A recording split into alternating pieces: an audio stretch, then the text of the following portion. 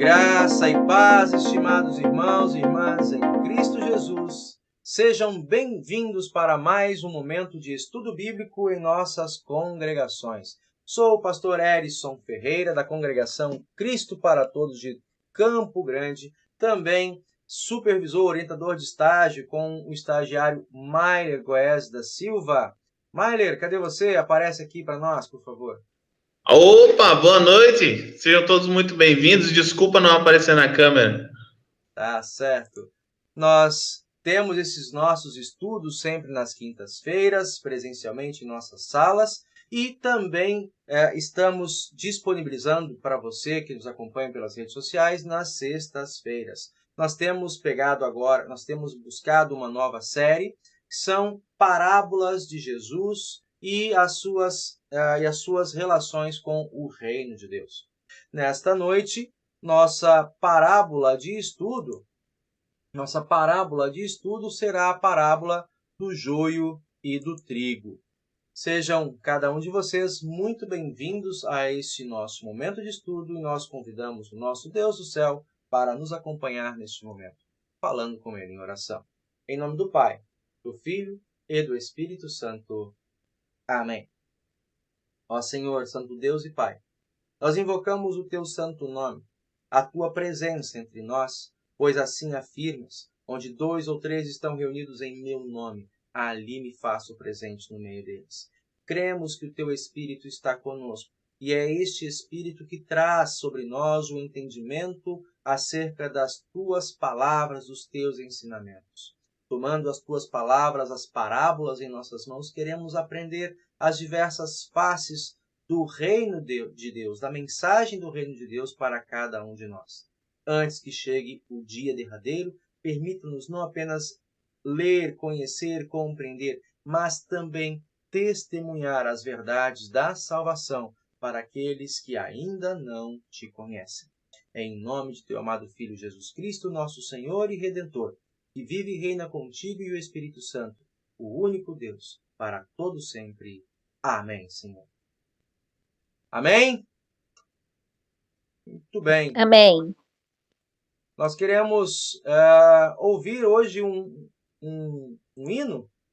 Nós queremos convidar nossa irmã Cláudia, né? A Cláudia vai fazer aí hoje a condução do nosso louvor. O Senhor é o meu pastor.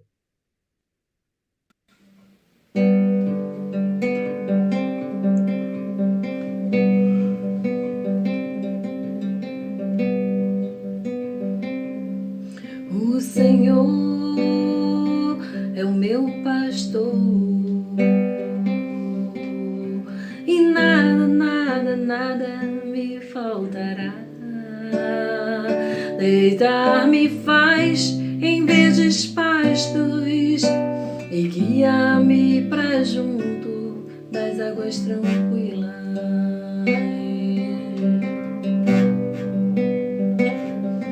O Senhor é o meu pastor e nada me faltará. Deitar-me faz em verdes pastos e guia-me pra junto das águas tranquilas. Refrigera a minha alma e guia-me pelas veredas da justiça, por amor do Seu nome, por amor do Seu nome. Ainda que eu ande pelo vale da sombra da morte, nada temerei. Ainda que eu ande pelo vale da sombra da morte, nada temerei. O Senhor é o meu pastor e nada me faltará. Deitar-me faz em verdes pastos e guia-me pra junto das águas tranquilas.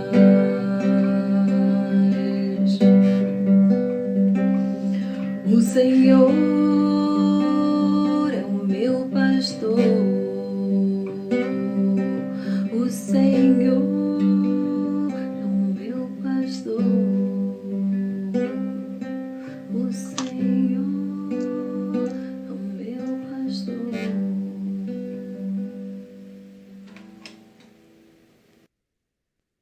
Muito bem!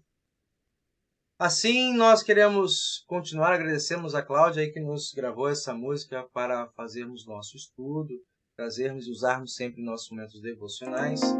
O nosso estudo desta noite, como aí podemos destacar, o trigo e o joio. O trigo e o joio, uma das parábolas que o Senhor nos traz. No capítulo 13, o capítulo 13 e o capítulo 25 do Evangelho de Mateus, são os capítulos das parábolas, Acho que tem um som aí por trás. Então, deixa eu já resolver esse som. Voltando aqui, já para resolver.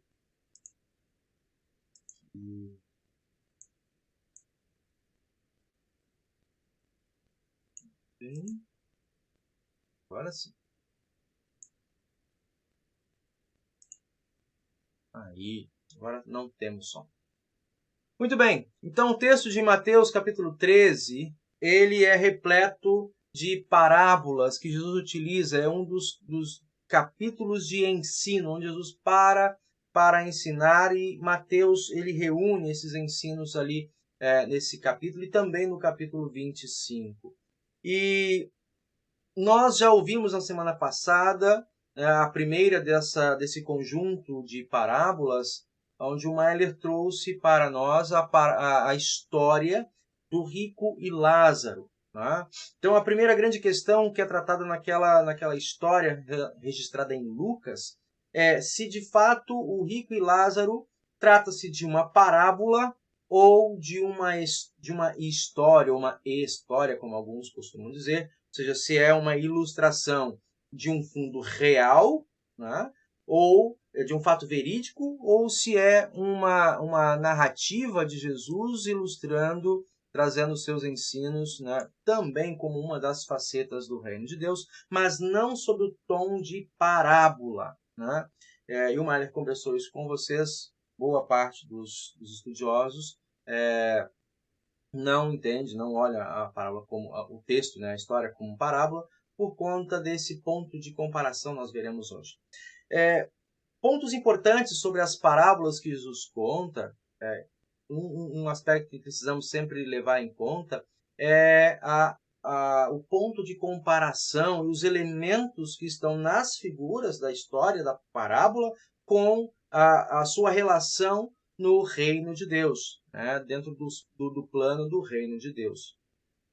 Então, é importante a gente se dar conta disso, e um ponto marcante para a gente lembrar é que, às vezes, fazermos pontes equivocadas pode nos trazer aí um ensino distorcido também acerca do propósito desta parábola dentre as diversas facetas do reino de Deus.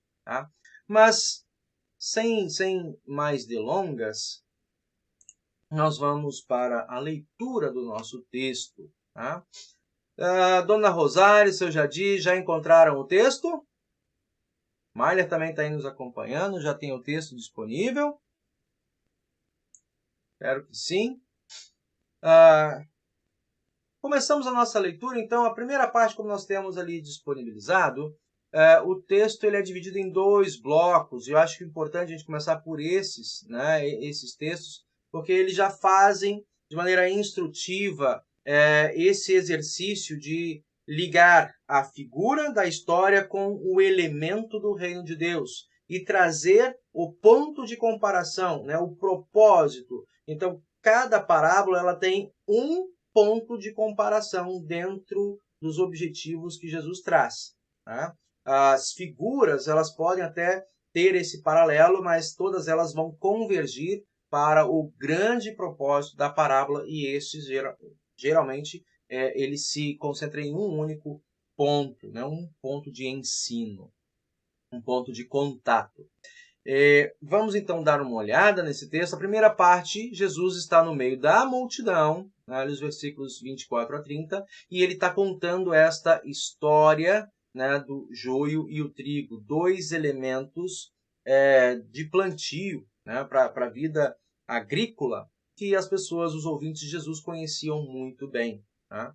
Outro elemento dentro desse campo da agricultura, né, que é um universo mais masculino, dentro do capítulo 13, vem um pouquinho antes, que é a parábola do semeador. Tá? Jesus continua falando dentro desse âmbito também, nas outras parábolas dentro desse capítulo, que já muda um pouco o cenário. Ele sai do ambiente agrícola e vai para o ambiente doméstico. Né? Mas hoje, ficando aqui no nosso texto, a primeira parte, a história do joio e o trigo, que ele narra, a parábola, e na segunda parte, os versículos 36 a 43, a sua explicação. Muito bem. Vamos ler então o nosso texto bíblico. Vamos lá.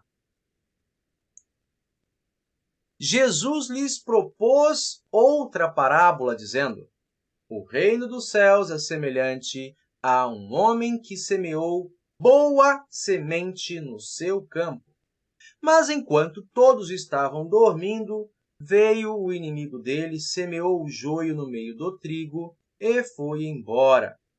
Depois, e quando as plantas cresceram e produziram fruto, apareceu também o joio. Então os servos do dono da casa chegaram e disseram: patrão, o senhor não semeou boa semente no seu campo? De onde então vem o joio? E ele, porém, lhes respondeu: um inimigo fez isso.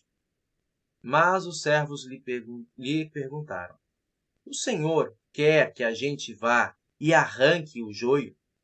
O dono da casa respondeu: não, porque ao separar o joio, vocês poderão arrancar também com ele o trigo. Deixem que cresçam juntos até a colheita. E no tempo da colheita, direi aos ceifeiros: ajuntem primeiro o joio e amarrem-no em feixes para ser queimado, mas recolham o trigo no meu celeiro.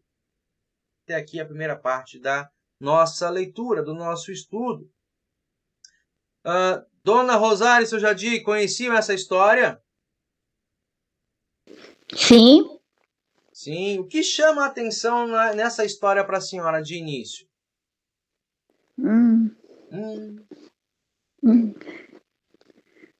Que chama? Dá para nós identificarmos os personagens, as figuras? O que isso quer dizer? Qual é a intenção de Jesus com essa história? Para mim, a intenção dele é separar o certo do errado, né, pastor? Não sei se eu estou certa. Não, porque a gente vive junto, mas na hora certa Deus vai nos separar. Eu entendi mais ou menos assim. A gente vive junto com os pecadores, que nós somos pecadores, mas não viver no erro dos outros. Pecado, né? Uhum. Não, Boa, seu Jadir. Boa. Procurar. Jadir, desse jeito, vai ficando quietinho, daqui a pouco ele vai lá dar o pitaco dele e vai Ele certinho. não gosta de estar falando, não. Mas vamos ver aqui.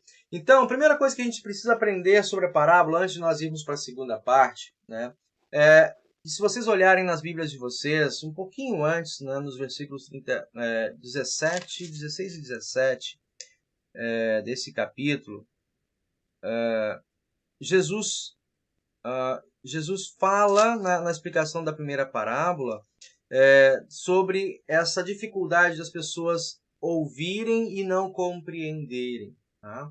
Então, quando ele comunica o evangelho, ou comunica a parábola no meio da multidão, fica para muitos aquela dúvida, né, do enigma, o que quer dizer essas coisas. Tá?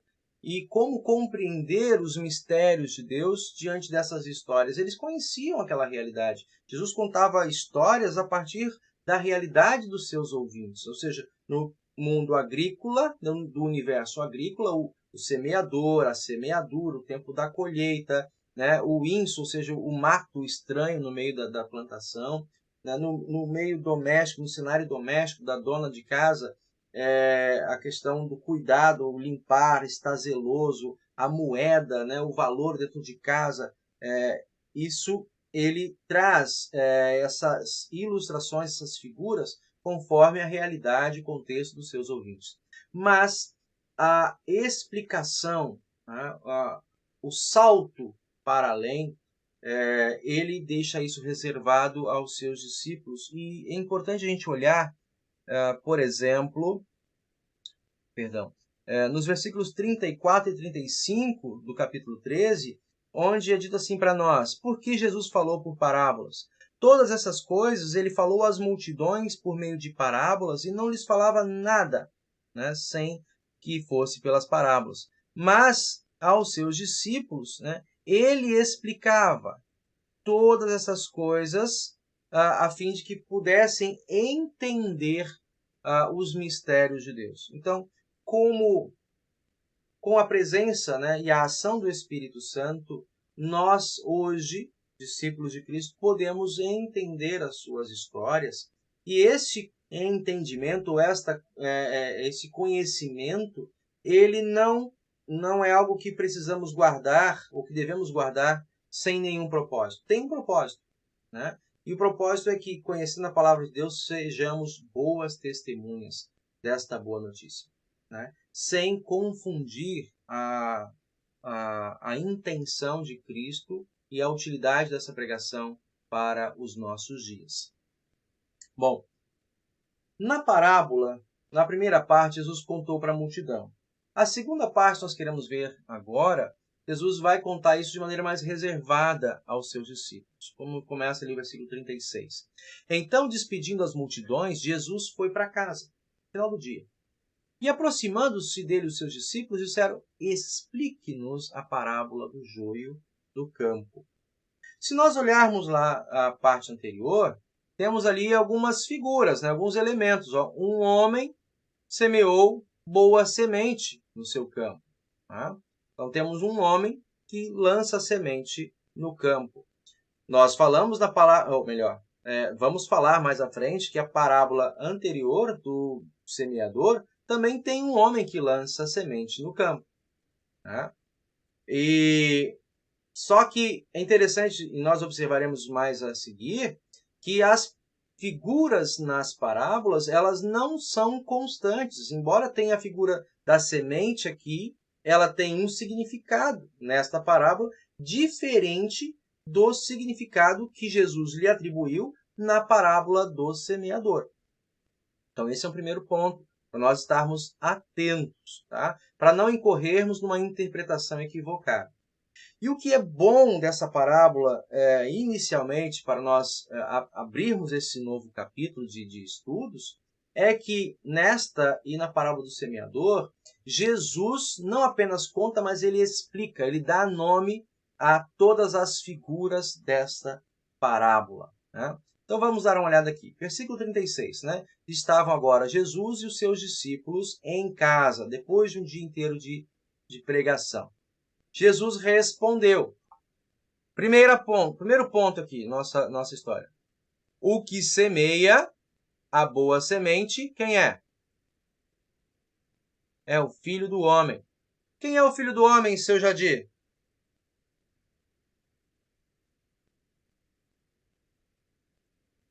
Quando Jesus fala assim, é o Filho do Homem, quem é? De quem que ele está falando? Falando dele mesmo, né? Dele mesmo, né? Então, o que semeia, na figura da história, o que semeia é o Filho do Homem, é Jesus. Então, Jesus lança a semente sobre o campo. Vamos lá. Mas o que é o campo? O campo é o mundo. Então, Jesus traz a boa semente para dentro do mundo. Né? Para dentro do mundo. Agora, o que é a boa semente? A boa semente são os filhos de Deus. Está dizendo o texto lá, bem interessante isso. Jesus vai dando nome, atribuindo o valor e o significado de cada uma das figuras. Né? A boa semente são os filhos do reino. Nós podemos perguntar, como é que nós identificamos os filhos do reino? Para nós olharmos no mundo. né, olharmos ao nosso redor, os filhos do reino que Cristo traz para o mundo, né, são aqueles nascidos, né, pela água e pelo Espírito Santo. Os batizados são os cristãos. Ele traz os cristãos para dentro do mundo, estão aqui presentes, são a boa semente. Aqui está se falando de pessoas, de novo. Não é uma palavra ou um argumento ou um outro conceito. Se fala de pessoas, né? A boa semente que Cristo traz para o mundo são os filhos do reino. Mas também tem o joio, a quarta figura dessa história. Quem, né? A figura do joio está atribuída a quem? Aos filhos do maligno. Do maligno. Né? Então, como o senhor Jair mesmo falou, está se falando na parábola de pessoas, né? Cristãos e não cristãos. Os não cristãos são identificados na Bíblia como, né, nessa categoria. Quem não como diz, né? Quem não é filho de Deus, pelo batismo, regenerado, né, consagrado, nesse sentido, que leva a sério, que crê, que confia nessa palavra, que confia nesse Cristo como Salvador. Quem não é filho de Deus está como filho do maligno. Né? O apóstolo Paulo vai dizer isso. Nós, por natureza, somos, né, inimigos de Deus, né, mortos espiritualmente, e pertencemos ao maligno, por causa da herança que herdamos de nossos pais Adão e Eva. Por causa do pecado que trazemos conosco, nós somos filhos da carne e, portanto, inimigos de Deus e pertencemos ao maligno. Né? É isso? Isso. Sim. Isso, né? No momento do batismo, no batismo recebemos o Espírito e o selo dessa nova paternidade. Somos filhos do reino, né? Filhos de Deus. Então essa é a grande distinção que a Bíblia faz entre as pessoas no mundo. Os que são do maligno e os que são agora filhos de Deus pelo santo batismo. A quinta figura dessa história que Jesus nomeia é o inimigo. Quem é o inimigo da história? O que semeou a semente ruim, né? O joio. É o diabo. É dado nome a todas as figuras. A colheita. Nós vemos lá, tem a colheita. O que é a colheita? Jesus diz, a colheita é o fim dos tempos.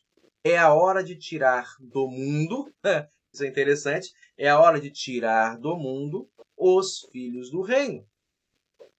É a hora de lançar ao fogo ou à destruição, né, ou à condenação eterna, os filhos do maligno, juntamente com o maligno. Então, existe o tempo da colheita. Tá? Nós hoje estamos vivendo o tempo da colheita, seu Jadir? Todo dia a gente colhe alguma coisa, né? Mas quando se fala do tempo da colheita, é hoje ou é um tempo que ainda virá? É o tempo que ainda virá, quando ele mandar Jesus descer com os anjos para poder arrebatar o povo dele, né? Isso, seu Jadir. Muito bem colocado novamente, né? Nós, todos os dias, vivemos uma certa colheita. Por quê? No momento da nossa morte, é dado o veredito acerca do nosso destino eterno. A Bíblia fala sobre isso. Né? Aqueles que creem em Cristo na morte para o reino dos céus. Aqueles que não creem em Cristo na sua morte, né, estão já destinados. Isso o Maier já colocou na história da semana anterior, né, o rico e Lázaro. O destino está traçado no momento da morte. E não há mudança de caminho. Quem está no céu permanece no céu com o Senhor até o dia da ressurreição. E, da mesma maneira, os que estão no reino de tormento, no inferno, com o diabo, também não há possibilidade de mudarem o seu destino. Né? A morte é o momento da colheita. Né? Mas é uma colheita individual, que nós dizemos. A colheita total, ela acontecerá no dia em que Cristo se manifestar com todos os seus anjos. O senhor disse muito bem. É no dia do juízo final. Vi mais um toquezinho, achei que alguém estava falando. Fala, Maier. É só bom dizer, só complementar, né, do que eu falei semana passada, né? Não adianta pegar e falar assim, não, hoje eu tô tranquilo, eu vou deixar para amanhã, né? Porque Jesus ainda vai demorar muito para vir. Ele prometeu há 2.000 anos atrás, falou que era em breve, e esse em breve já foi 2.000 anos. Quem sabe se ele não dura mais 2.000 anos? Quem sabe? É confiar muito no seu coração e achar que isso é verdade. Arrependa-se hoje.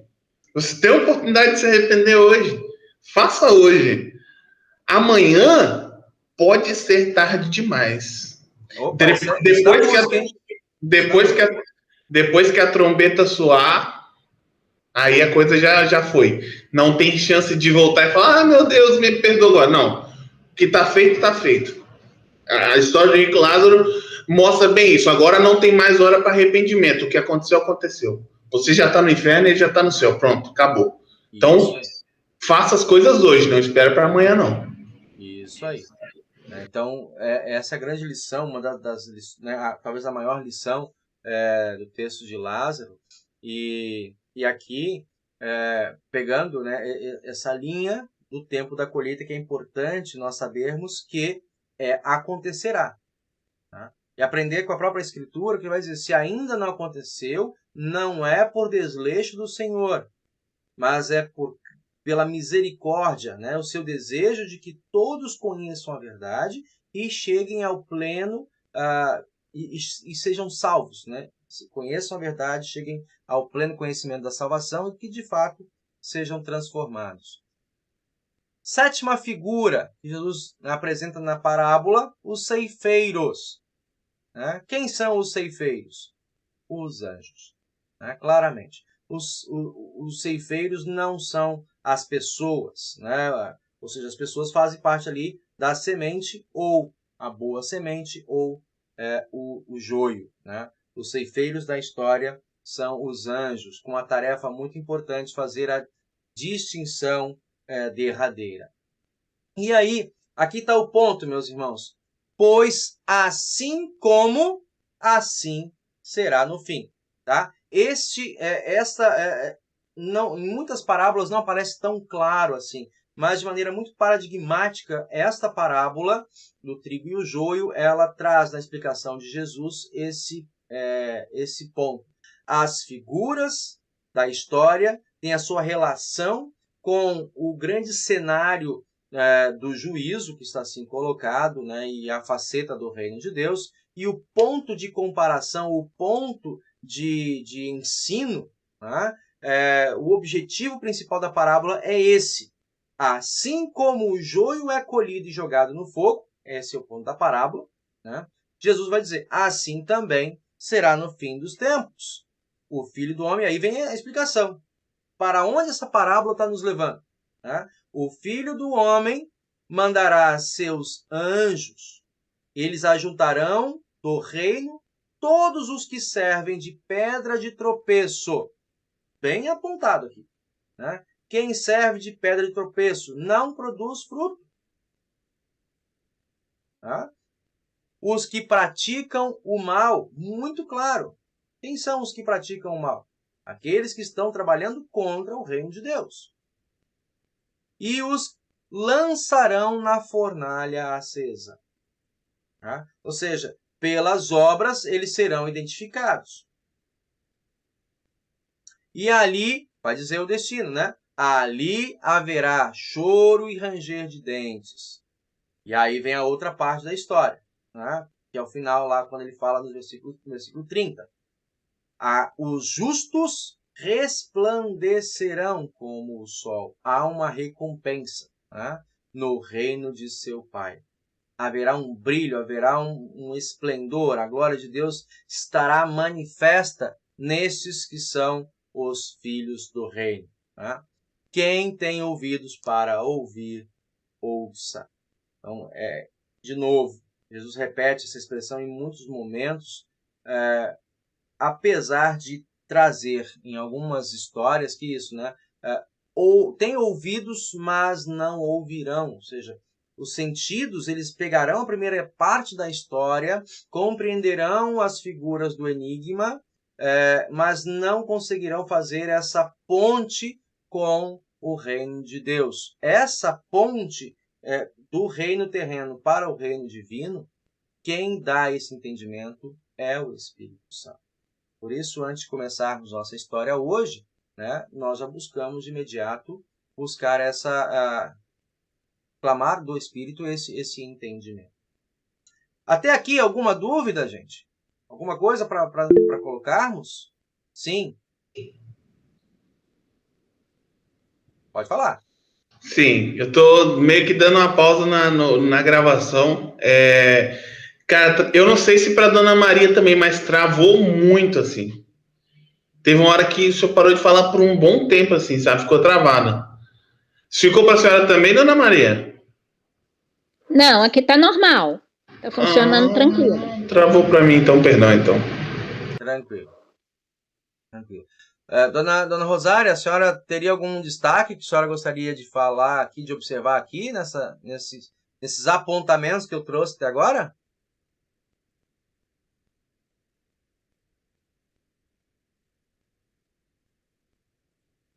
Penso que não. Né? Muito bem. Até aqui nós estamos vendo Hein, pastor? Sim, pode falar. Eu gosto muito de ler essa em Mateus, as parábolas. O que está acontecendo comigo é que eu não estou conseguindo memorizar. Entendeu? Eu vou ter que ver isso, que eu leio, não estou conseguindo memorizar. Entendeu? Uhum. Não sei por quê. Mas eu gosto muito. De vez em quando eu sento com o Jadir e a gente fica lendo. Por isso que ele respondeu tudo direitinho, a professora aqui para ele. Né, amor? Que legal! Que bom, Jadir. Tá, continue estudando junto. O estudo em família enriquece o casal, né? Não enriquece só a pessoa. Né? Ter um esposo bem instruído, né, Dona Rosária? A senhora ganha com isso, porque certamente ele vai relacionar-se não com a mente, né, pura de homem, mas com a mente de um servo do Senhor. E vice-versa. Com certeza. Né? Por isso é muito importante aí também o ganho de um estudo em família, né? Que os filhos se relacionam com os pais, não mais como aqueles que simplesmente nasceram, estão dentro da mesma casa e precisam suportar as regras, mas como filhos, né, nascidos do Senhor no crescimento da palavra de Deus. Muito bem, aqui, opa, quem quer falar? Eu gostaria de fazer uma pergunta, na verdade. Eu gostaria de voltar lá no texto, quer dizer, não que a gente tenha saído dele, mas, por exemplo, quando ele vai dizer ali, né, que quando os trabalhadores eles vão perguntar pro Senhor ali se ele quer que eles tirem o joio do meio, né? Olha, tem esse... Perdão, acho que aqui, né? Versículo 28. Isso. De onde? Se o senhor quer que a gente tire isso? Não mexam. O risco de vocês arrancarem algo que não é, de arrancarem algo que não é para ser arrancado é muito grande. Se alguém perguntasse, por exemplo, do porquê que a gente continua dando, por exemplo, dando alimento para o joio? Por que a gente continua dando alimento para aqueles que a gente sabe que talvez, ou pressupõe que não vão para o céu? Por que a gente dá esse alimento? E aí eu tô desde aquela hora matutando isso, e aí eu gostaria de compartilhar com vocês, e de repente, pastor, o senhor poderia me esclarecer alguma coisa. Será que a gente não... Essa palavra de Deus, ela serve pra gente, não, deixa todo mundo juntinho aí, e eu vou semeando para todo mundo. Porque, de repente, vai que um desses daí se converte. Obviamente que ali ele já fala de uma separação de alguém que vai ou não para o céu, etc e tal. Só que isso a gente não sabe quem é. Só que para nós no mundo, a gente continua entregando a palavra de Deus para todo mundo. Independente de quem quer que seja. Porque daí, se essa pessoa vai ser convertida e acreditar na palavra verdadeira, no Cristo que de fato veio e se entrega por todos, a gente não sabe se isso vai acontecer, mas a gente espera que sim. E aí eu não sei ali como é que a gente faria essa separação, por exemplo, quando a gente fala sobre o joio e o trigo, né? Não, meus filhos não podem ir para essa escola, que essa escola só tem gente que é pecadora, né? Trata a criança às vezes, e a escola que a criança vai estar como um inferno na terra. Como seria? Não, bota, ajuda, de repente... Ensina as suas crianças que elas falem de Jesus para as outras crianças, falem de Jesus para os seus professores, obviamente sem ser invasivo, Mas fez uma pergunta, Jesus, não sei o que lá, solta Jesus para lá, fala um pouquinho de Jesus, do jeito da criança, né, um jeito contraído, mas como é que ocorre, né? Eu não sei se não sei se a minha ideia tá clara, se ficou clara, mas essa questão ali para mim, ela bate muito forte aqui. Não, deixa todo mundo junto, a gente está semeando, a gente está dando alimento para todo mundo. Uhum. Alguns vão ser salvos, outros não. Obviamente que o joio não se salva no meio da farinha, mas acontece de passar alguns, mas não sei como é que a gente poderia ver isso aqui agora. Uhum. Bem colocado. Opa! Pode falar. Não, fui eu, pastor. Tá. Eu entendi o Marley. Exatamente, eu acho que exatamente nós, nesse momento, a gente vai fazer a diferença, né? Porque a gente tem que conviver com o joio, né? E a gente sabe que temos o joio no meio da gente. São aqueles descrentes, outros que têm outro tipo de religião que não é muito aceitável diante do Senhor, e a gente acaba tendo que conviver. E isso que vai contar vai ser o nosso testemunho ali de fé. Eu não sei se eu peguei assim mais ou menos o que o Marley quis dizer e estou fazendo eu acho que é por aí, essa comparação, né? Que a gente não tem como se livrar de não viver com joio. Nesse mundo atual que nós estamos vivendo, a gente convive. Né? Às vezes você tem que receber na sua casa as pessoas que não têm nada a ver com a tua religião e tudo, e você tem que conviver. Eu acho que você está entendendo. Agora, o que vai contar, eu acho, ali é o testemunho, o nosso testemunho de fé, né? Que vai fazer a diferença. Entendeu? Deu para o senhor entender mais ou menos, Marlin, também? Sim, que eu quis dizer? Maia, confirma aí. Tá entendendo direitinho? Sim, isso mesmo. E por aí, Marlin, que você, não é? Assim, mais ou menos isso? Às vezes eu me embolo um pouco nas minhas palavras, mas era isso mesmo que eu estava tentando dizer. É que às vezes é muito difícil mesmo, assim, a gente trata as outras pessoas como se elas... Igual aqueles, né, o joio é algo desprezível, sai daqui, né, sai daqui. Mas não, deixa crescer, hein? Na hora certa ele vai ser separado. Na hora certa vai ser separado. Bem colocado, Maília. Então, bem assim, nós temos o tempo para cada coisa. Vamos olhar lá atrás, né, o que fala no Antigo Testamento, o autor da carta, se não me engano, aos Eclesiastes, né? Há tempo para todas as coisas debaixo do sol. Tá? Acho que Eclesiastes ou Provérbios, se você puder me ajudar aí, Maília. Desculpa. Mas há tempo para todas as coisas debaixo do sol. Tá? Há o tempo de semear, há o tempo de regar, cuidar, né? Há o tempo de crescer e há o tempo da colheita, nessa história aqui. Então, hoje nós estamos vivendo o tempo do regar e crescer.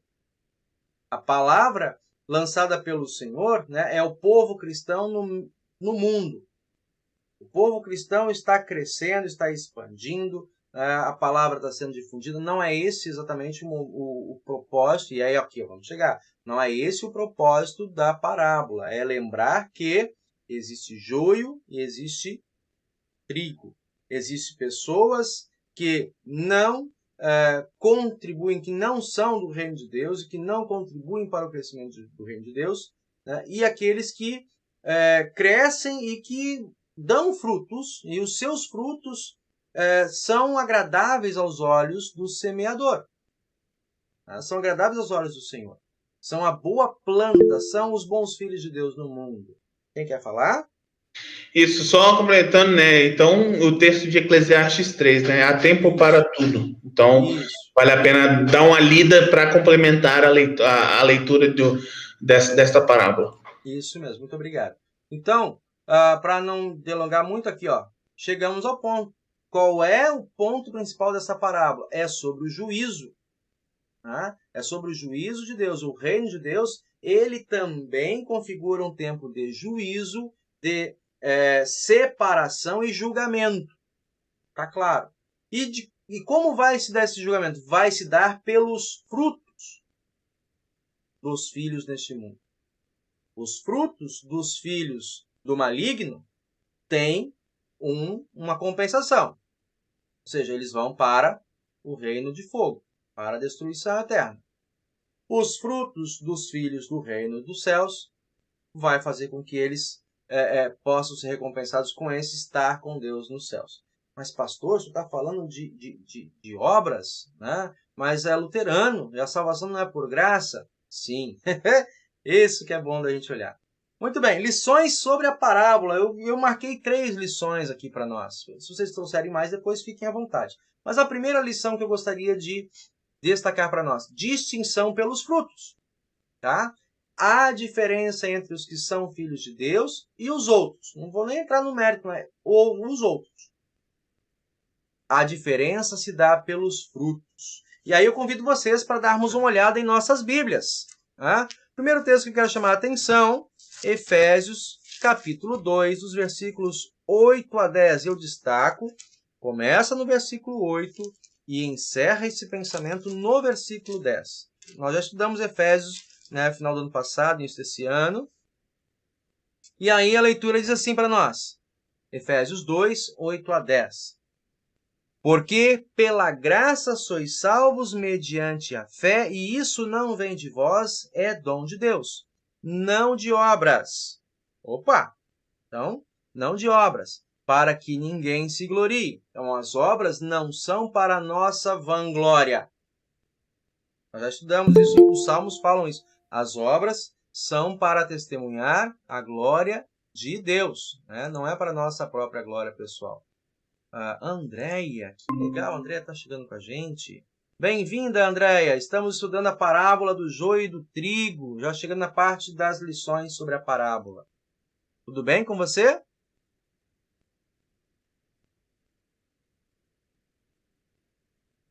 Ela não está conseguindo falar.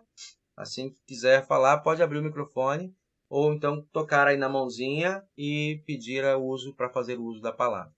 Então, primeira lição da parábola do joio e do trigo, lá em Mateus capítulo 13, né, dos versículos 24 até o versículo 43. Né? Bom, então, o primeiro aspecto da diferença. Nós estamos aqui em Efésios 2, 8 a 10, onde diz claramente, nós somos salvos mediante a fé, sem as obras, para que não haja vanglória, né, o orgulho pessoal acerca da salvação. E continua aqui dizendo o nosso texto, não de obras para que ninguém se glorie, pois somos feitura dele, criados em Cristo Jesus para boas obras, as quais de antemão preparou para que andássemos nela. Então, existem boas obras que Deus criou, que Deus estabeleceu, para que os seus filhos, os cristãos, caminhem dentro dessa boa obra de servir ao Senhor aqui neste mundo, aqui no reino. Tá? Eu sempre remonto esse texto para o tempo do Éden, antes do pecado. Já haviam boas obras estabelecidas por Deus, entregue aos homens para a realizarem dentro do seu jardim. E é nesse sentido que hoje, restaurados novamente pela fé em Cristo, nós precisamos compreender e repetir, ou buscar repetir, as obras que os nossos pais tinham como tarefa e que no meio do caminho eles tropeçaram. Adão e Eva tinham uma nobre tarefa de cuidar do jardim do Senhor, de cuidar do quinhão que Deus colocou, onde Deus os colocou, e ali lhes deu tarefas, vocação, atribuições, responsabilidades. Também nós temos o nosso quinhão. Talvez eu não viva num grande paraíso do Éden, mas eu tenho o meu lar. Meus filhos, meu esposo, minha esposa. Eu tenho o meu espaço, por exemplo, o Mailer tem o espaço da congregação, onde ele atua como estagiário. Né? Ele tem um lugar onde ele atua também como neto, como filho, como cristão. Então, neste espaço que o Senhor coloca a ele, coloca a mim, cada um de nós temos responsabilidades. Lutero vai falar sobre isso, né, elevando, valorizando o tema das vocações. Cada um, como pai, né, tem uma nobre tarefa. Nós estamos no mês de agosto, no mês dos pais. Um vídeo que a igreja está divulgando, um vídeo motivacional também acerca desse tempo, falando sobre os pais solo, né? Não só mães solo, mas também pais solo. E as tarefas, as responsabilidades trazem consigo aí um grande privilégio de comunicar o reino de Deus, a glória de Deus para os nossos filhos. Tá? Essa é a nossa responsabilidade. Essa é a nossa responsabilidade. Então, fomos criados por Deus para realizar boas obras para a glória dele. Segundo texto. Bom, até aqui tranquilo? Até aqui tranquilo? Posso ir para o próximo texto? Pode. Tá. Então, Tiago, capítulo 2. Tiago 2, 14 a 26. Eu não vou ler todo o texto, né? Mas vamos buscar o texto para a gente dar uma olhada aqui. Tiago, capítulo 2. Para entender que Tiago e Paulo, eles dialogam entre si. Eles falam da mesma coisa. Paulo mesmo falou quando ele fala da graça, mas ele fala que a graça, ela foi para nos resgatar da morte para a vida, e dentro dessa nova vida, ou desse estado de vida com Deus, né, fazermos a vontade de Deus.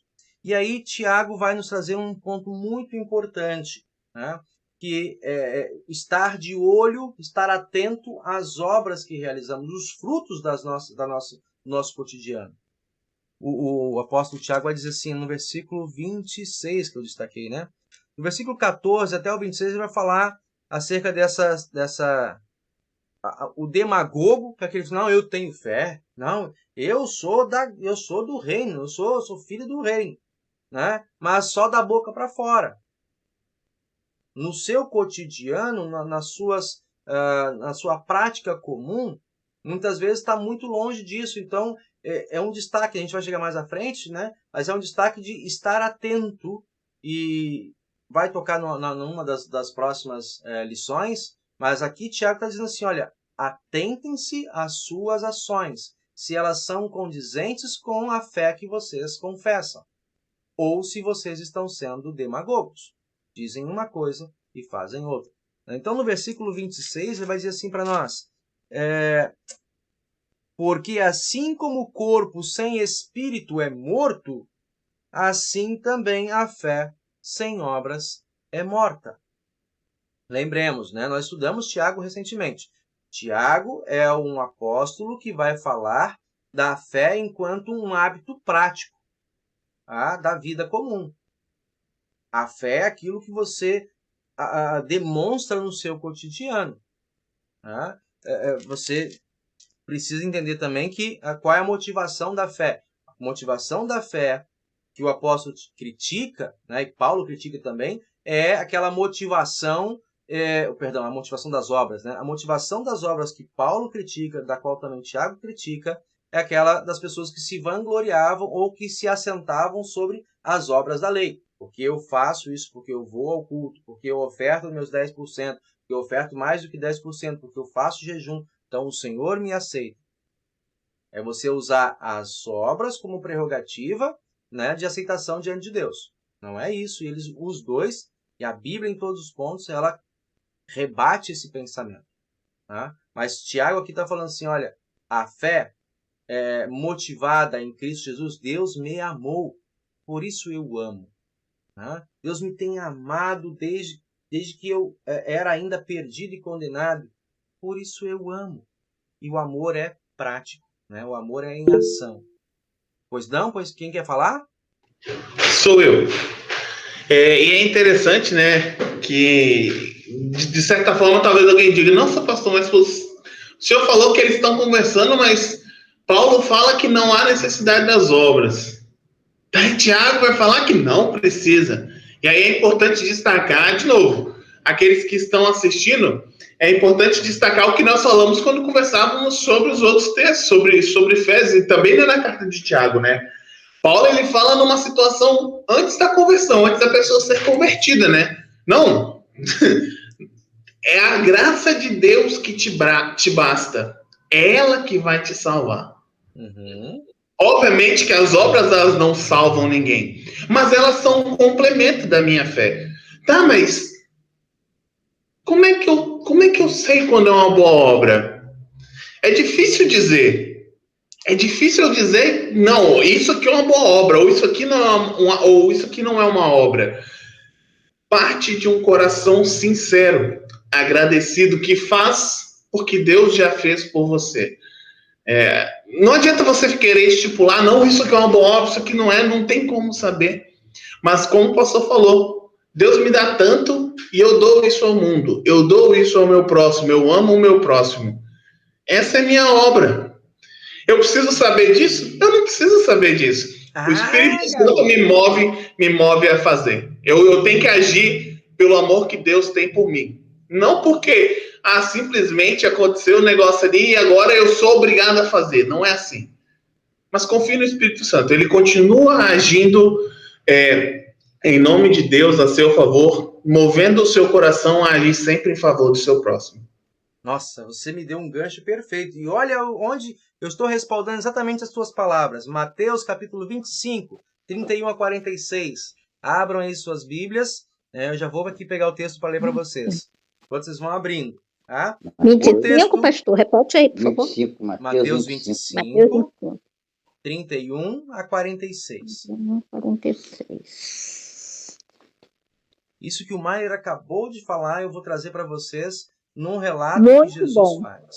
Né? Maravilha. Sim, olha só. No texto, Jesus está falando sobre o grande julgamento. Né? Ele diz assim, no versículo 31, quando vier o Filho do Homem em sua majestade e os anjos com ele, lembra? Quem são os ceifeiros? Os anjos. Né? E os anjos com ele, então se assentará no seu trono da glória. É o dia da colheita. Olha aí, tá vendo, Jadir? É o dia da colheita. E então todas as nações serão reunidas na sua presença, e ali ele separará uns dos outros. Tá vendo? Uns dos outros. Olha a parábola aqui sendo confirmada no futuro. Assim como o pastor tira as ovelhas dos cabritos e tal, porá as ovelhas à sua direita, os cabritos à sua esquerda. De novo, separação. Né? Usa aqui outras linguagens, outras figuras. Né? Mas o ponto de contato com a parábola do joio e o trigo é esse. Ele vai se assentar, mandar os anjos, e os anjos vão fazer a separação entre uns e outros. E aí, eu marquei aqui versículo 37, né? Primeiramente, ele vai chamar um primeiro grupo. Vinde, benditos do meu Pai, para o reino, e entrai na posse do reino que vos está preparado desde a fundação do mundo. E aí ele começa a narrar a situação. Eu tive fome, me deste de comer, tive sede, me deste de beber, forasteiro, me hospedaste, estava nu, me vestiste, enfermo, me visitaste, preso, foste ver-me. E aí a pergunta, né? A grande surpresa que o Maier trouxe, né? Então perguntarão os justos, ou né, o trigo, nossa parábola. Quando, Senhor? Quando foi que te vimos com fome e te demos de comer? Ou com sede? Ou te vimos forasteiro? Então, eles estão assim, assustados, perplexos. Quando foi que nós te fizemos essas coisas? Né? E a resposta vem no versículo 40. Respondendo, em verdade vos afirmo que sempre que o fizeste a um destes meus pequeninos irmãos, a mim o fizeste. Né? Então, nas ações simples, né? As pessoas que são os filhos do Senhor, que estão no mundo, e a gente, de novo, não sabe identificar. Estão ao nosso redor. Né? Pelos frutos conhecereis, sim, mas o fruto do serviço ao próximo, eu vou fazer aonde eu estiver, porque eu posso estar ali alimentando, cuidando, amparando um filho do reino. E eu não vou saber. E aí eu vou contar outra parte dessa história, que também traz surpresa. Né? A partir do versículo 41, ele fala para o outro grupo. Em verdade... versículo 41. Aos que estiverem à esquerda, apartai-vos, malditos, para o fogo preparado para o diabo e os seus anjos, ou seja, os seus mensageiros, né? Os mensageiros do diabo, os seus servos. Né? Eu tive fome, sede, frio, forasteiro, eu estava nu, né? Enfermo e preso, e em nada disso vocês me assistiram. Aí, de novo, esse grupo vai gritar de novo, né? Perplexo, mas Senhor, versículo 44, quando foi que te vimos nessas condições, né? E aí o versículo final dele, e não te assistimos? Então ouvirão, né? O Senhor responderá, em verdade vos digo que sempre que deixaste de fazer a um destes mais pequeninos, a mim deixaste de fazer. E estes irão para o castigo eterno, porém os justos para a vida eterna. Então eu marquei ali os versículos 37 e 45 como pontos de surpresa que o Mailer trouxe. Né? São pontos de surpresa. Quando que fizemos? Ou quando foi que deixamos de fazer? Pelas obras eles estão sendo identificados e distinguidos na presença do Senhor. Contudo, né, a questão que a gente sempre traz, onde é que está a fé operando aqui? A fé justificadora, a fé salvadora, ela operou na vida dessas pessoas, os justos, os salvos, os escolhidos para o reino dos céus, porque nas suas falhas e no seu arrependimento, o Senhor perdoou-lhes os pecados. E o que fica evidente aos olhos de Deus são as obras que fizeram pela fé. A partir da fé, as obras de cuidado com o seu próximo, isso é guardado na presença do Senhor. E os erros e as falhas, estas são apagadas em Cristo Jesus. Nós somos justificados perante Deus por Cristo. As nossas falhas, Ele nos perdoa. E aquilo que fazemos pela fé, isso fica evidente para a glória de Deus. Não é o que os salvos vão ficar contando na caderneta. Por isso são surpreendidos. Nós nunca nos demos conta de termos feito, Senhor, coisas tão grandes. Não, mas não é coisa grande que eu quero. Eu quero que você exame na simplicidade, no jeito comum de viver. Levem isso como uma prática comum nas nossas vidas. Essa é a primeira distinção, a primeira lição da nossa parábola. A segunda, e o Marley destacou antes, não julgar. Não julgar. Um dos maiores perigos, ou um dos perigos na igreja de nossos dias é agir como juízes sobre vidas alheias, tomando para nós a tarefa que Deus reteve até mesmo aos anjos. Interessante, né? Quando aparece na história que nós vimos ali, no meio do tempo, digamos, no tempo de crescerem, eles olharam e falaram, opa, tem um joio ali, não está produzindo ainda, não está produzindo ainda. Vamos arrancar esse negócio daqui. Vamos deixar que só o trigo, só o povo bom continue na terra. E o que diz Deus? Não. Ainda não é tempo. Tá? Então, muitas vezes a tarefa, e vocês começaram a comentar isso nos slides anteriores, a tarefa de julgar quem é joio, quem é trigo. Quem é que está produzindo um fruto agradável aos olhos do Senhor? Como que eu identifico isso? Qual o problema nisso? É que muitas vezes, e aí eu peguei essa fala aqui, do arqueólogo, Rodrigo, esqueci agora o nome dele. Ele é arqueólogo. Rodrigo Silva, é isso, Malha? Conhece? Rodrigo Silva. Né? Ele faz ele tem um vídeo comentando essa parábola também, e eu peguei essa ilustração dele. O problema maior no julgamento antecipado está em fazê-lo com critérios próprios, e não segundo o critério e o tempo de Deus. Essa parte do tempo de Deus eu acrescentei. Mas assim, critérios próprios. Quais critérios eu vou usar para dizer que talvez o Mailer não é trigo, ele é joio?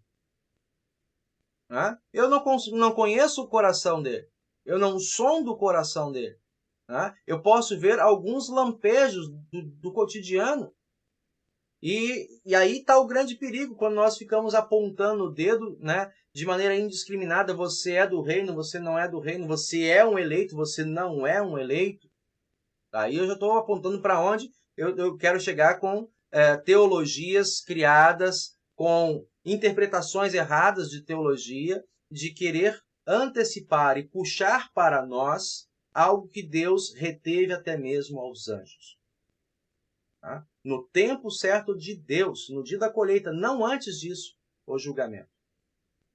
E aí eu chamo vocês para verem, gente, o texto de Lucas 23, 39 a 43. Mailer, se você achar, você pode ler para nós? Claro, terminando só de abrir ele aqui. Lucas capítulo 23. Lucas capítulo 23. Do 39 ao 43, correto? Certo. os dois malfeitores. Certo. Um dos malfeitores crucificados blasfemava contra ele, dizendo: Não és tu o Cristo? Salva-te a ti mesmo e a nós também. Respondendo-lhe, porém, o outro repreendeu-o, dizendo: Nem ao menos temes a Deus, estando sob igual sentença? Nós, Opa, perdão, até aqui, né? Não, Isso. até o 43. Ah, tá. Nós, na verdade, com justiça, porque recebemos o castigo que os nossos atos merecem, mas este nenhum mal fez. E acrescentou, Jesus, lembra-te de mim quando vieres ao teu reino. Jesus lhe respondeu, em verdade te digo, que hoje mesmo estarás comigo no paraíso. Quem é joio e quem é trigo? Quem é que com segurança apontaria um desses malfeitores como trigo? E qual é a prova de trigo que ele deu nessa história? Alguém se arrisca a dizer? Eu acho que o trigo é o que reconhece a Cristo como seu Salvador. E aí ele, né? Quem é o joio? É aquele que de fato não tem o coração arrependido, não se mostra como alguém que olha para Cristo como de fato o seu Salvador. Mas pense, né? Os três estão sob a mesma sentença. Jesus havia realizado muitos milagres, então esses dois homens muito possivelmente acreditavam e sabiam quem era Jesus. Afinal, Jesus tomou uma fama enorme em seus tempos, então todo e qualquer esquina que você tinha, você sabia quem era Jesus. E um deles, mesmo no seu momento de desespero, resolve confessar Cristo como seu rei, como seu salvador, como alguém, olha, Senhor, se eu posso te pedir só mais uma coisinha, lembra-te de mim. Reconhece ali que Cristo é de fato seu salvador. E aí, esse homem com certeza está com Cristo no paraíso. Mas perceba qual é o fruto, qual é o trigo, né? A amostra do trigo que ele dá nessa história. É bem de lampejo, aquele 40 e 41. No versículo 40, né, que reconheceu Cristo como Senhor, ele ainda dá um testemunho em favor de Cristo e alertando o seu companheiro para o arrependimento. Respondeu ao outro, dizendo assim, olha, nem ao menos temes a Deus? Estando sob igual sentença? Você não se dá conta do lugar que você está e com quem está do teu lado? Nós, na verdade, com justiça. Nós estamos sob essa sentença com justiça. Ele reconhece a sua miséria. Ele reconhece o seu pecado. E ele reconhece a consequência pelo seu pecado. Eu lembro aqui a mulher pecadora também, né? Onde estão os teus acusadores? Nenhum ficou? Nenhum, Senhor. Ela sabia a sentença que estava imposta pelo pecado público ali que estava sendo revelado. E aí Jesus também lá, ele a absolve. E aqui ele imediatamente, né? Nós com justiça recebemos castigo que os nossos atos merecem, mas este nenhum mal fez. Então ele tenta ainda alertar o seu companheiro ali de flagelo, né? Do mal, da escolha má que ele estava tomando. Então, no seu testemunho perceberão a fé, e de novo ela vem como um fruto, né? Ela é imediatamente trazida como um fruto desse reconhecimento, e é um ato de amor, de resgate. A tentativa dele é de resgatar o seu companheiro, né? Alerta-te, né? Está nas últimas e ainda blasfemas contra o Senhor, está na mesma sentença que ele, né? Então, não julgar. Quem de nós julgaria que este malfeitor seria trigo? Em que momento da sua vida ele está para se dar conta dessa maravilha que é estar ao lado de Cristo? Que é reconhecer Cristo como seu Salvador e poder clamar a Ele no socorro. Eu sempre trago esse texto como paradigma da cruz, porque não fosse Lucas tê-lo registrado, e só Lucas que faz isso, não fosse Lucas tê-lo registrado, nenhum de nós ousaria dizer que algum desses malfeitores estaria com o Senhor no céu. Mas Lucas deixa registrado para nós, de saber que até na última hora o Senhor pode operar o milagre da conversão no coração de qualquer um, não importa o tamanho do seu pecado. A graça de Deus, diz o apóstolo Paulo, é muito maior. Então, segunda lição dessa parábola, não julgar. Ok? Então vamos seguir, como o Marley disse, sair pregando indistintamente para todas as pessoas. Até aí, ok. Né? E quando as pessoas estão tomando um caminho errado, eu vou ficar calado? Aí vem a terceira lição. Não julgar, porém, alertar. Tá? O alerta, estimados irmãos, é admoestar para um exame de consciência. O que o apóstolo Paulo faz, aqui o texto não é esse texto que a gente está colocando, mas o que o apóstolo Paulo faz à igreja de Corinto quando ele vai trazer a explicação acerca da Santa Ceia, Maília? Lembra? Acerca da Santa Ceia, o apóstolo Paulo vai dizer, olha, examine, pois, cada um a si mesmo. E depois se pergunte se é digno ou não de participar da Santa Ceia, de estar na mesa da comunhão. Então, o exame é estar alerta. Paulo relata ali para nós como aqueles cristãos daquela igreja, parte deles, estava tratando a Santa Ceia, o corpo e o sangue de Cristo, o Santo Sacramento.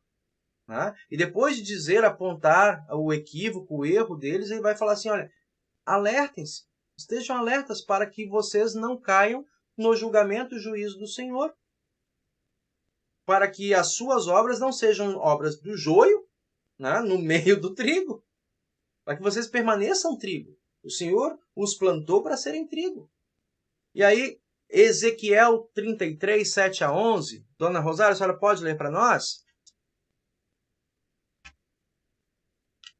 Vou procurar aqui. Sim, senhora. Ezequiel. Ezequiel 33, 7 a 11. Lá no Antigo Testamento, depois do profeta Isaías. Depois do profeta Jeremias. Ezequiel quanto? Ezequiel quanto? 33. 33. Peraí. 3. É 3? 3, 7 a 11. Ah, não. 33, 7 a 11. 33. Peraí, pastor, aguenta aí. 33. Ah, tô tranquilão aqui. Não, 33. 29, 30. Achei. 33, 7 a 11. 7 a 11. Aqui, ó. 33, 7 a 11. Aqui. A ti, vou começar, tá? À vontade. A ti, pois, o Filho do Homem te constituiu por atalaia sobre a casa de Israel. Tu, pois, ouvirás a palavra da minha boca e lhes dará aviso da minha parte. Se eu disser ao perverso, o perverso certamente morrerás. E tu não falares para avisar o perverso do seu caminho. Morrerá esse perverso na sua iniquidade, mas o seu sangue eu o demandarei a ti. Mas, se falares ao perverso para o avisar do seu caminho, para que dele se converta, e ele não se converter do seu caminho, morrerá. Ele na sua iniquidade, mas tu livraste a tua alma. Continua. Até aqui ou mais? Até o 11. Tá. A tua alma. Tu, pois, filho do homem, dizem, a casa de Israel, assim falais. Vós visto que as nossas prevaricações e os nossos pecados estão sobre nós, e nós desfalecemos dele, como, pois, viveremos.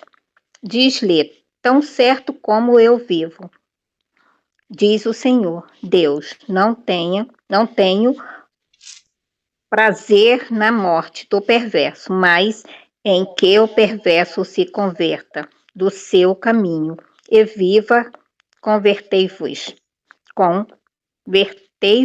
dos vossos maus caminhos. Pois, porque haveis de morrer a casa de Israel. Até aqui. Muito obrigado. Percebam, né? O Senhor estabelece o seu atalaia, o profeta. O profeta Ezequiel é o atalaia do Senhor. A palavra atalaia é aquele vigia. Né? No início, lá do capítulo 33, ele explica a função do atalaia no reino comum. De novo aqui, uma ilustração que Deus traz, pegando uma figura comum das cidades, né? O atalaia que ficava lá no alto da torre, e observando de longe, ele tinha essa ocupação de observar de longe o perigo que adivinha a cidade. E alertava, ele batia o sino, ele fazia o desespero lá de cima, para que as pessoas pudessem, em tempo, se abrigarem, se protegerem, levantarem a guarda contra os inimigos. Ele fala, você, Ezequiel, eu te ponho por atalaia, tu és o meu avisador no meio desse povo. Avisa eles, né, dos seus maus caminhos, e se eles mudarem, se eles se converterem, louvado seja Deus. Né? Mas se você pregar, se você admoestar, se você alertar, e eles ainda assim continuarem no seu caminho mau, no seu caminho torto, eles serão julgados por quem? Por Deus, no tempo certo. Né? E você estará livre da responsabilidade, do juízo que cairá sobre eles. E aí ele vai dizer, por que ele está trabalhando tudo isso? Aí no versículo 11 Deus estabelece, porque eu não tenho prazer na morte do perverso. Né? Deus dá o tempo de alerta e a tarefa da igreja, a tarefa dos pastores, a tarefa, né, nossa como cristãos de sermos atalaias uns dos outros, a fim de fazermos com que examinemos as nossas obras. Lá ele faz isso no versículo 10, né? Faz isso no versículo 10, quando vai dizer assim, olha, assim falais, visto que as nossas prevaricações e os nossos pecados estão sobre nós, desfalecemos neles, como, pois, viveremos? É a palavra de lei do Senhor, de tomar a consciência, de trazer à consciência os nossos pecados, os frutos das nossas mãos, se estamos produzindo para o reino ou contra o reino de Deus. Né? Então, é tempo de alerta, esse é o momento nosso, para que não nos tornemos joio, mas que permaneçamos sendo trigo pelos frutos da nossa fé. Entendido? Coletado até aí, irmãos? Entendido. Tá Sim, certo. pastor, entendi. Então, essas são as 3 lições, basicamente, que eu trago desta parábola para nós. Né? O seu ponto principal é o juízo, que esse juízo está sob a tutela e a guarda do Senhor, né? E que ele vai fazer essa distinção no dia derradeiro, né? Que seja ele o grande juízo ou o momento da nossa morte. Né? Não cabe a nós, portanto, julgar ninguém, que é essa tarefa de Deus, né? Mas cabe a nós estarmos alertas, né? Buscarmos examinar a nossa consciência, a nossa vida cotidianamente, em arrependimento aos pés da cruz do Senhor, né? Em arrependimento na presença do Santo Sacramento, e buscarmos também do Senhor agirmos, né? Apresentarmos frutos agradáveis aos seus olhos, também nesse sentido, alertarmos aqueles que estão ao nosso redor. Esse é o papel da igreja, esse é o nosso papel. Basicamente, são essas aí as nossas observações. Alguém teria mais alguma observação para acrescentar aqui? Outra lição da parábola? Que eu talvez não tenha conseguido enxergar? Aos que nos acompanham também fica aí a possibilidade, né? Você percebendo mais alguma lição ou ainda tendo alguma dúvida nessa parábola, por favor, deixe nos comentários, ligue para nós, os pastores, né, o Mailer e eu, entre em contato para esclarecer e trazer aí mais alguma luz, elucidar algum ponto dessa parábola. Não é isso, Mailer? Esse é o caminho correto, né?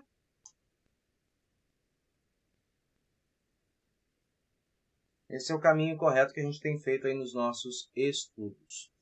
Muito bem, dado essa nossa fala, chegamos aí ao final da nossa parábola nesta noite. Lembramos, né, sempre nós estamos nessa sequência de parábolas, trazendo facetas do reino dos céus. né, olhando as parábolas de Jesus. Antes de nós chegarmos à parte da nossa oração final, queremos seguir com um hino. Que Deus nos acompanhe na meditação desse hino que fala do trabalho, né? Vamos trabalhar. Mãos ao trabalho.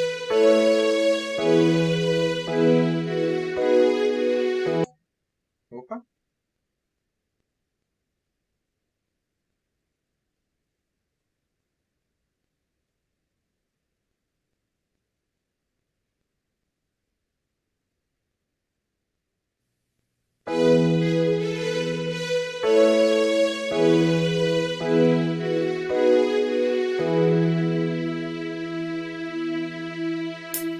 Mãos ao trabalho, jovens, na vinha do Senhor,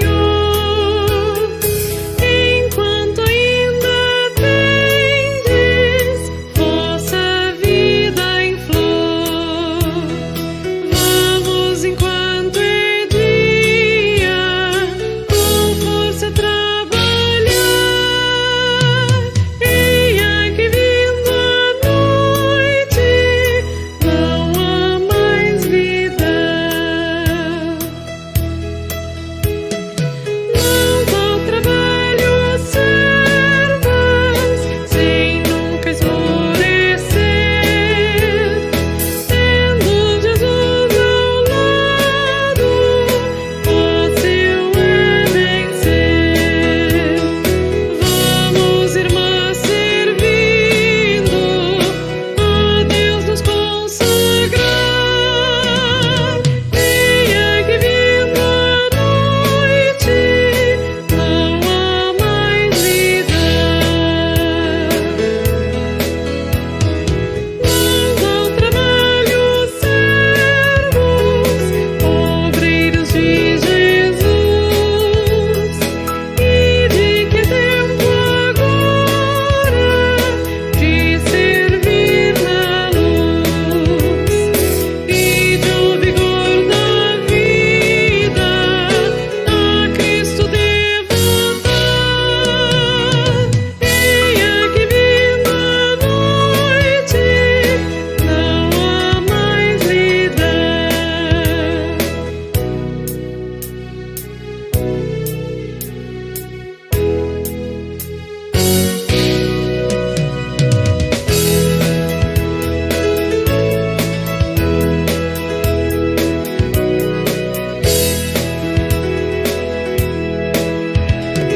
Mãos ao trabalho todos, breve nos chega o fim. Quando tocarmos isso, quando o seu clarim, vamos, irmãos, à obra, por nisto trabalhar. Eia que vindo a noite, vamos descansar.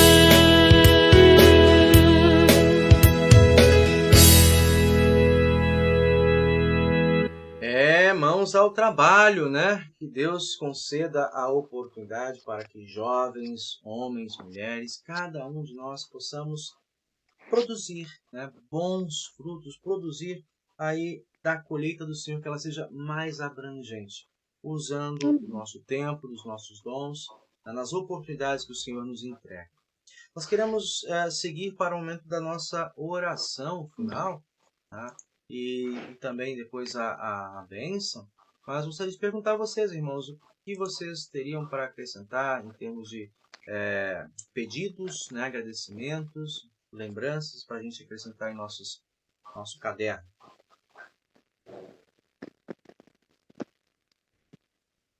Cristiano, né? O menino, né? Eu lembrei aqui, seu Jardim. Eu fiz das minhas orações aqui, colocando o Guilherme. Tá educado, né? O Guilherme, pelo falecimento, né, do seu pai, o senhor Doutor Cordeiro, né? Uhum.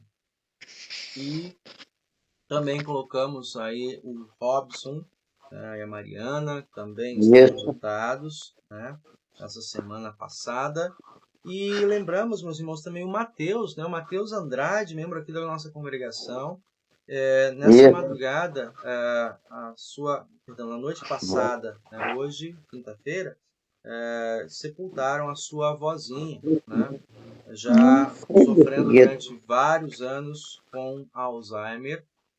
O Senhor, né, concedeu esse descanso a ela e ela faleceu no dia de ontem, dia 4 de agosto, e foi sepultada hoje. Também nós colocamos aqui em nossas orações hoje a cirurgia do meu afilhado Carlos Vitor, né? Finalmente ele se encontrou num quadro estável e os médicos estão desde esta manhã aí o acompanhando na cirurgia, né? E que Deus conceda plena recuperação a esse menino também, os cuidados dos médicos. Desde cedo nós estávamos pedindo isso diante do nosso Deus. Então, pastor, Sim. eu também vou aproveitar para pedir ao senhor também para colocar aí no livro de oração também meu primo e minha prima. Os dois ali moram perto da casa do Cosme, né, do Alisson, assim, os meus dois primos foram, marido e a esposa, diagnosticado com Alzheimer.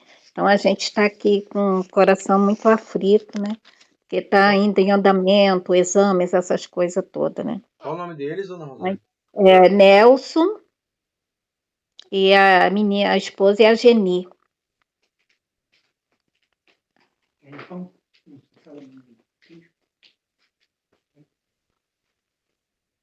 Uhum. Alzheimer, né? Estou sofrendo com Alzheimer também. Eu acho que o Sr. Jadir comentou isso, né? Que de maneira muito rápida, né? Surpreendeu a todos, a pessoa esqueceu, né? Das suas tarefas, das pessoas ao seu redor.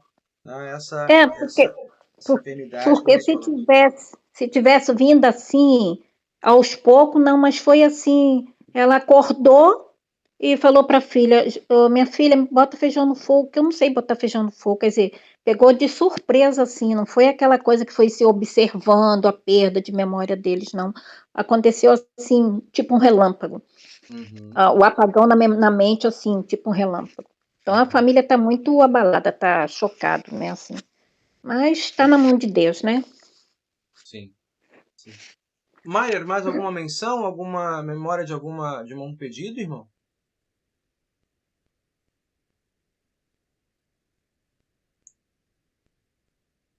Acho que não, né? Nós oramos ao nosso Deus, falamos com Ele com confiança, alegria e também com humildade. Senhor Deus e Pai querido, nós te agradecemos porque tens plantado em nosso coração a boa semente da fé. Nós te agradecemos porque neste mundo concedes tempo a todas as pessoas, para que nos seus corações também possa frutificar a tua palavra pela ação do Espírito. Que deixemos de ser relutantes e comecemos quanto antes a sermos colaboradores com o teu Espírito para difundir a mensagem do teu reino entre as pessoas ao nosso redor. Que busquemos um exame constante da nossa vida e da nossa consciência, a fim de apresentarmos diante de ti, ó Senhor, frutos dignos, frutos desta fé salvadora que plantaste, frutos do teu cuidado e do teu amor com as pessoas ao nosso redor. Que não tomemos para nós a tarefa que é tua, mas nos esforcemos para fazer a tarefa que é nossa. Como tuas testemunhas, podermos falar, podermos agir em amor na direção do nosso próximo, sem o desejo de recompensa, Senhor, porque a ti cabe o julgamento e a compensação no devido tempo.